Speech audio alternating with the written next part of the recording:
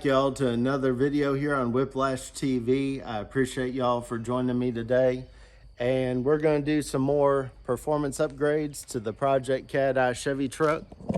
It's time to get some more performance out of this truck and also a little bit more sound as well.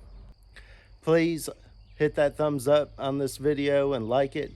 And also leave me a comment about what you think about the install and about what's going on in the truck and how it sounds. Please subscribe if you haven't already, and even if you have, make sure that you have that notifications bell lit up just to the right of the subscribe button. That way you get notified when I post a new video. All right, let's get right into it. So instead of doing an edit of me cutting everything open and all that, why don't we just get these boxes open? 3, 2, 1. There we go. Now it's all unboxed really quick.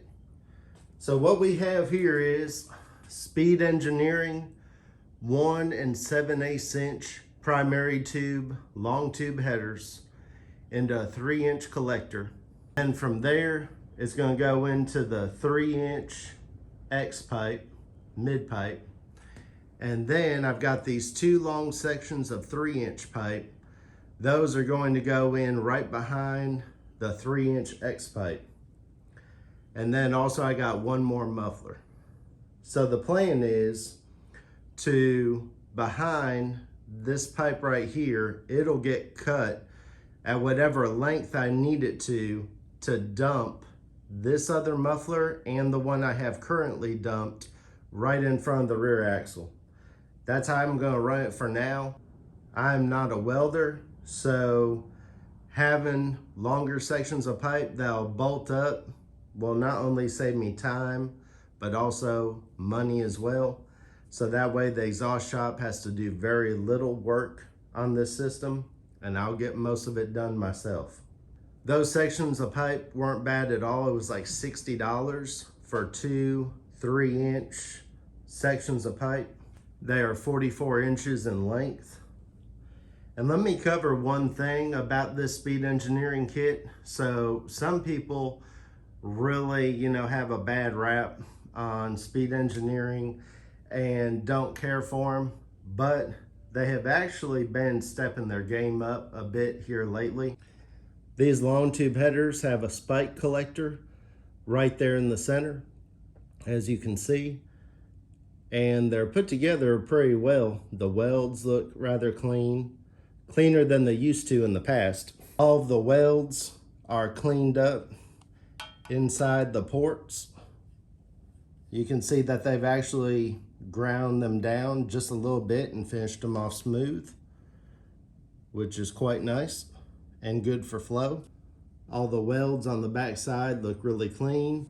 Another really nice feature is that they add this third O2 sensor bung in with their system.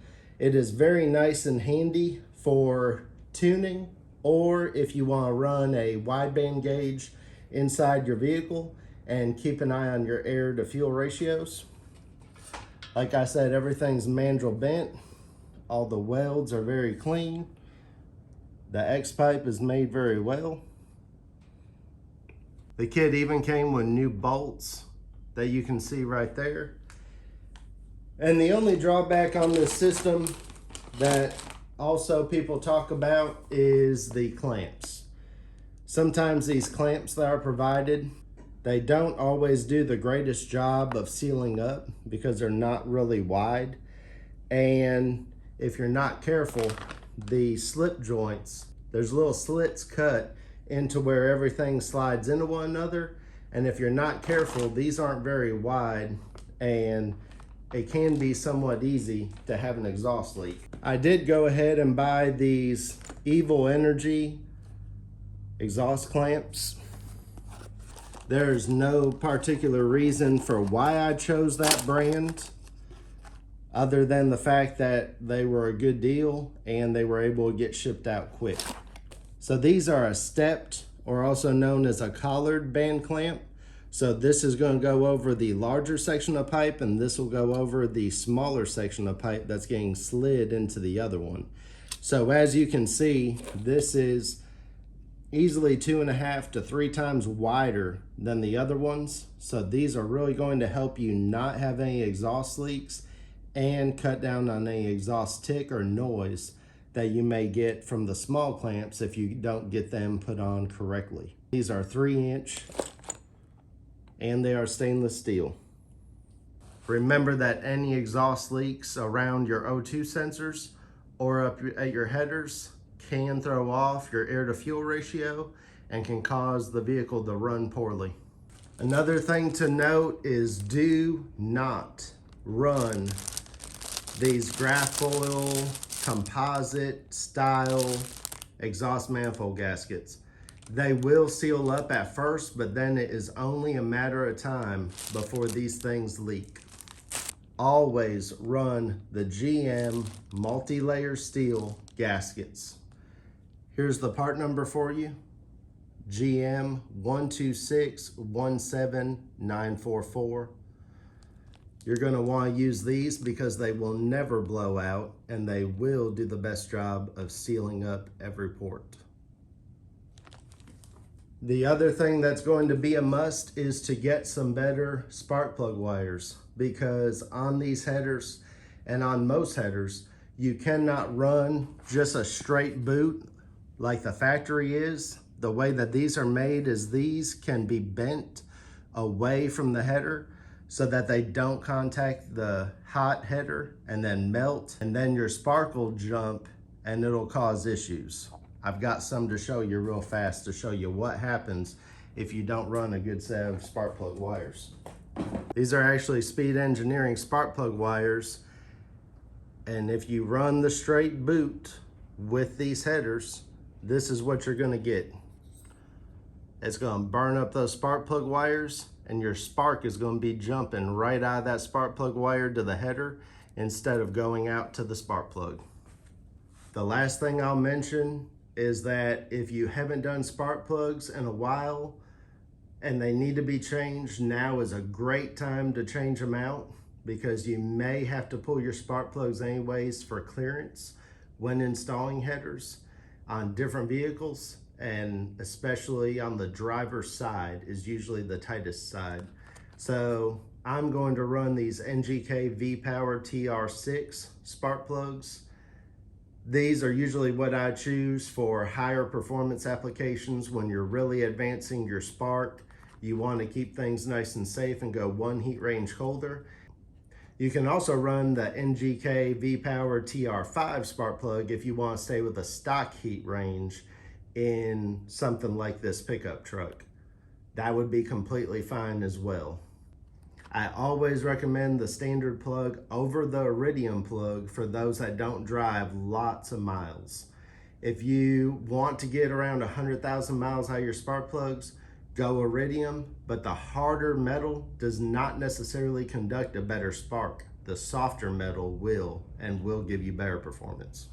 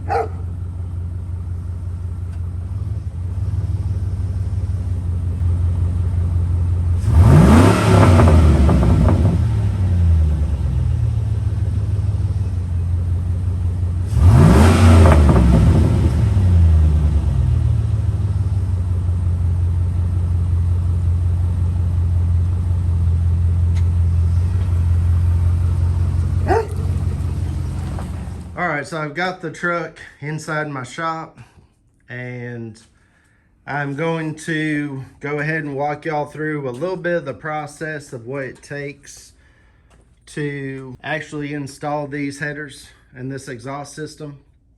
The first thing that I recommend that y'all do is spray WD-40 or something like that.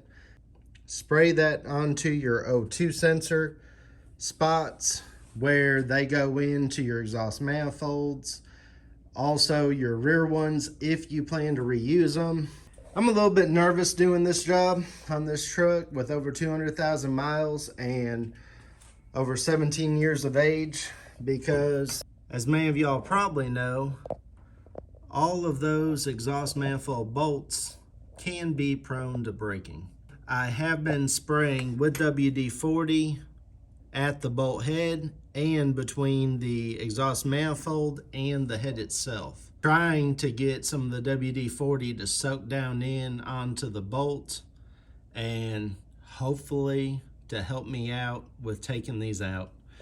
Whether or not it's going to help that much, I don't know. Broken header bolts can turn this job from something that really isn't all that difficult into a nightmare. All right, so I've got all the spark plug wires pulled out, and these were definitely in there and very old. I had some that just completely ripped off, and they were on there really good. So just real quickly, a suggestion for y'all on removing really hard to get off spark plug wires off of their spark plugs. Take the end of the spark plug wire and twist it back and forth like this, and it'll help to separate it off of the spark plug, which it's really stuck onto. Not just where it's clipped onto the end of the spark plug, but it also kind of holds on to the porcelain of the spark plug. So twist it a little bit to help work it loose. And then the other thing I like to do is grab it with a pair of channel locks. You can grab it right here on the back side and then take and pry up against the heat shield a little bit, and it'll help to get it pulled right on off. Next, it's time to start working loose some of these exhaust manifold bolts. Hopefully they don't break off. I always recommend, when getting these exhaust manifold bolts out, do not use power tools. I feel like that lends towards breaking them off even worse. Do it by hand, do it with a wrench, or use a socket. And if you use a socket and a ratchet, make sure you're holding good pressure flushly up against the bolt itself. I also don't like to go too far with them at a time. I like to get them all broke loose. Otherwise, if you take out one a long ways, that exhaust manifold flange likes to put pressure up against that next header bolt. And then again, it's going to be harder for it to turn. So now I've got the passenger side and driver side exhaust manifold bolts loose. So the next thing I'm going to do, I'm going to leave those just barely loosened up. So that way the rest of the exhaust is tight, so I can start breaking it loose. And some of it I'm going to use a Sawzall and cut up, because I never plan on going back to this exhaust system where I need to use a Sawzall down here by the Y pipe and by the driver crossover pipe. Will probably take 2 or maybe 3 cuts total. So good news and bad news. So all the old exhaust is off. All I had to do was cut, this is the driver side, so where that pipe runs right across the front of the transmission crossmember, I cut it at a point to where that would fit right up and over the transmission crossmember. I didn't even have to unbolt the flange right here because of how my exhaust was dumped right in front of the rear axle. I was able to take that hanger off and that hanger off, slip them out, and then that whole piece of exhaust just slipped on back. Perfect. Cut that driver side right there, and then that one came out. So some not so good news was another broken bolt, and that one is the front one right there. So sometimes when they loosen up really easy, sometimes that's a bad sign. Sometimes that means that they've already been stressed and that they're about to break off. So that front one there, I'm definitely gonna have to do something about. There is an adapter you can buy that will bolt onto the front of this head, will stick out, and then we'll have a bolt to where you can push up against there. All the old exhaust is out. Now all the old spark plugs can come out, and then the head surfaces have to be cleaned up. Now I've got the head surface all cleaned up and wiped off front to back. I also like to take a vacuum and run it down the exhaust ports, the spark plug holes, and then also even put it up next to the head bolt holes, because if there's any loose junk in any of those holes, it'll mess with the threads for the spark plugs, the threads for the header bolts, and you want to make sure that nothing's gotten down into your engine either. I'm using the Ngk Spark Plugs like I told you all about. They're gapped at 40. I found that some of these old spark plugs, they were not in very tight at all. In fact, I'm pretty sure that this one here has been blowing past a whole bunch of crud. And all the spark plugs that were in the truck, I didn't have to get on the spark plugs hard at all to back them out. I could choke up on the ratchet and they would just come on out and come loose. So I think we're gonna pick up a little bit of performance, y'all. So now the next thing to do is to jack up the truck, get it jacked up to where you have room to stab your headers in. You're gonna be stabbing them in from the bottom, right through that hole down in there next to the frame, and work the headers up in. I like to work the headers up in, especially on the driver's side, before I install any spark plugs. It is a bit tighter over here with that steering column. And again, I'll see if I need to move or rotate the steering column just to get some room to get these headers up and in. The other thing that I'm gonna do real quick is I'm gonna install this mid pipe right up and over the transmission crossmember. The transmission crossmember sits right in about here, and I think that if I come at this from the engine side of the crossmember and put it up and over, is going to be the easiest, and I'm gonna do it before I get the headers stabbed up and in. So the passenger side header came up and into the engine bay, nice and easy, just like I thought that it would. I then set it back down, so then that way I can get my spark plugs installed nice and easy, and then I will pick it up, install the exhaust manifold gasket, and then also the new bolts and get those started by hand. But that's looking good. And then over here, been trying to get the driver's side up and in. Well, I haven't struggled with it too terribly long, but long enough to know that's not going to go in without the steering shaft getting unbolted right here. It's just too tight to sneak by it. So I'll get that steering shaft taken loose now. I've got the driver's side header in now.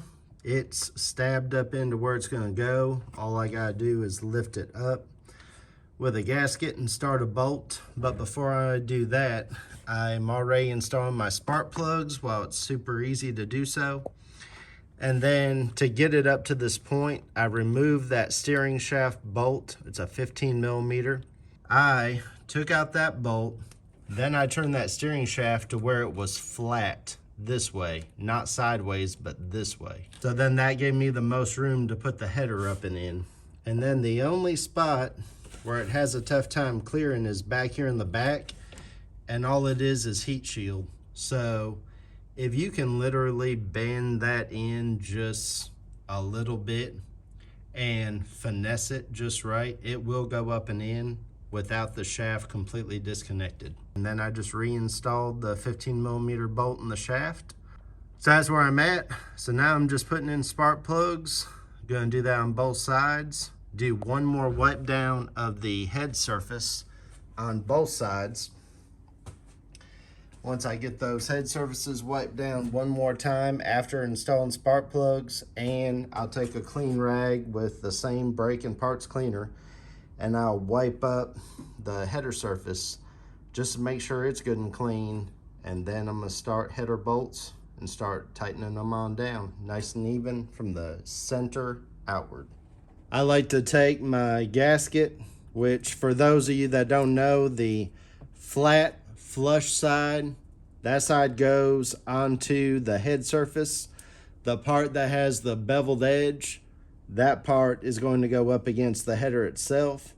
So I like to put it up against the header and stick a bolt through the header and through the gasket like that, and then get it up to the bolt hole and start it by hand. I like to run a little bit of anti-seize on my bolts. That way if I ever have to take this off, I can take it off real easily.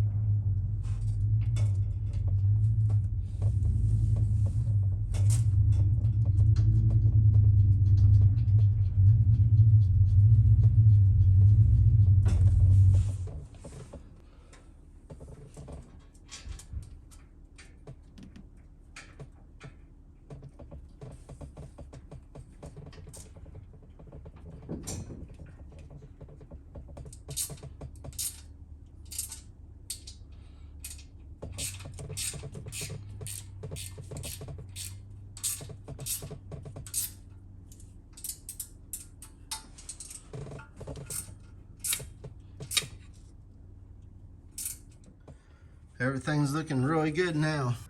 Up under the hood here is all complete. All the bolts are tight. All the spark plug wires are on. Spark plugs in, obviously. Wiped off any fingerprints, handprints on the headers to try to keep them looking nice, even though they will obviously change color.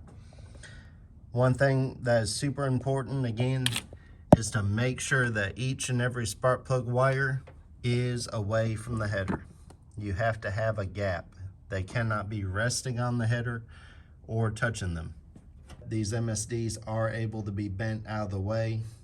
Just be careful and make sure you never buy the straight boots like I showed you earlier in the video. All right, time to go down below and install the O2 sensors and start doing some clamps and some pipe work. So underneath the truck, here's what we're looking at. This is our mid pipe. Like I said, before I stabbed the headers in, I put that X pipe up and over right here because I figured that'd be the easiest way to get it in, since the transmission crossmember doesn't really have room for this piece of pipe. So that worked out really nicely. Here's our passenger header. One thing I did notice is these transmission cooler lines that run up to the front to the trans cooler. They're somewhat close to the header. I did pry them away a little bit to gain a little bit more clearance. It probably wouldn't be a bad idea to get a little bit of heat wrap and just wrap those lines to try to shield them and protect them from the headers. There wasn't anything in the kit that came for that. Always put on a little bit of anti-seize. So I'm going to install that one. And then the driver's side, it gets installed up at the top, right up in here. So it's really nice. You do not need any O2 sensor extensions. Sensors put in, and then we'll find which piece of pipe we need for this section right here and start putting some clamps on. This extra plug does come loose from Speed Engineering, so make sure you do the same thing. Put a little anti-seize on it and then install it tight if you're not going to use it. So I've got the O2 sensors installed. That bung is tight. And I was trying to line this up on the header, but it won't go. When I move it all the way up against the transmission heat shield and turn it all sorts of different ways, I cannot get this pipe to line up with the passenger side header. So I have to make room for this to be able to move without that transmission cross member, so I can actually get this pipe up on. It really sucks. Surely there was a way that they could have made it to where you could have an X pipe and have it like this without having to remove the cross member, but that's what I'm up against. All right, y'all, current situation. We got the right bend that goes in there is in. The clamps are all there where they need to go. I lowered the transmission cross member this much. I left one bolt in over there, took the first bolt out. Also took the nut right here off so this could shift. Once I supported it with the jack, then I was able to work this on to the passenger side header. So now that I've got all this started up and it's already fitted into each slot with couplers on it, the next thing I'm going to do is reinstall the transmission cross member, and then I will move this around to see what gives me my best fit. Transmission cross member is bolted back in. Got all my couplers kind of hand tight a little bit, kind of snugging them up. This will still go up just a little bit, and I've made sure that my mid pipes are up on my headers real good. I've got the jack now on the actual exhaust system back here.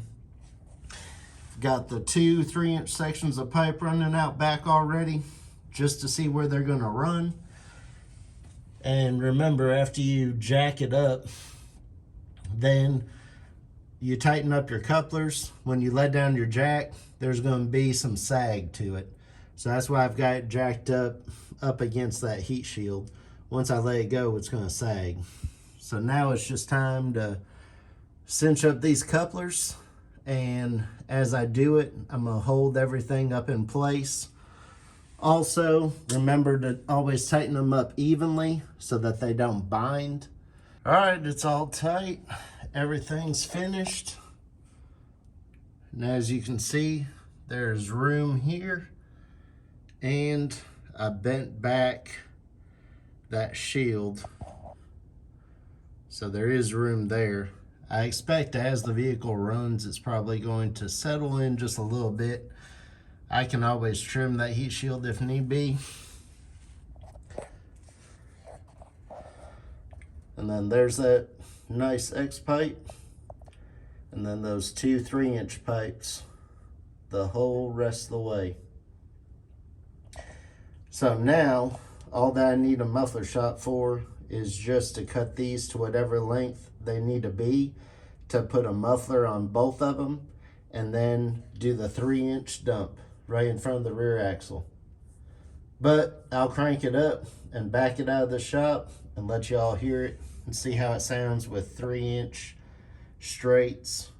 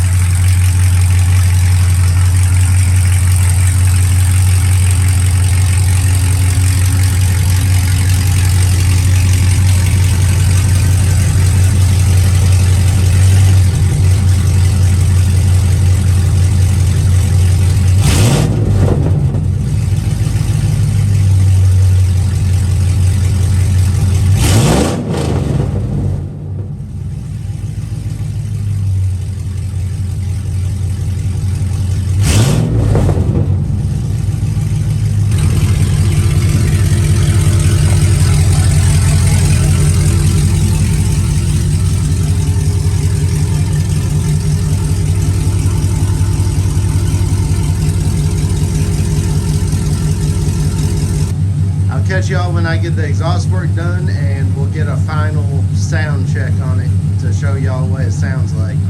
The responsiveness though, when I get on the gas, is incredible right now.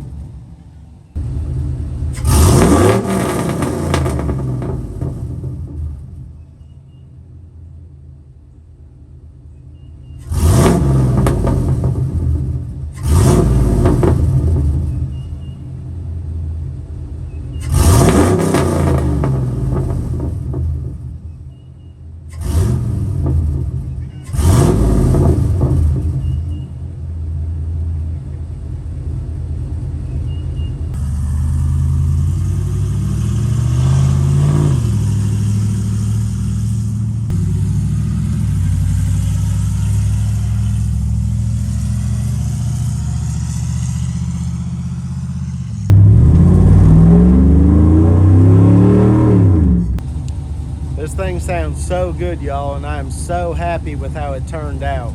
I'm going to do a draggy before and after test in another video coming up because I don't want this one to get too long. And we'll listen to it some more in the cab and down the road. But I appreciate y'all for watching. Before you get on out of here, please hit that thumbs up. Please also make sure you're subscribed and drop me a comment of what you think about how this truck sounds. I'm thrilled with the way that it turned out, and I hope that y'all like it as well. I've had a bunch of people ask me, is that thing cammed or something? And I haven't put a cam or anything in it yet anyways, so, but it sounds so good. Y'all have a good one, and I'll catch y'all in the next video.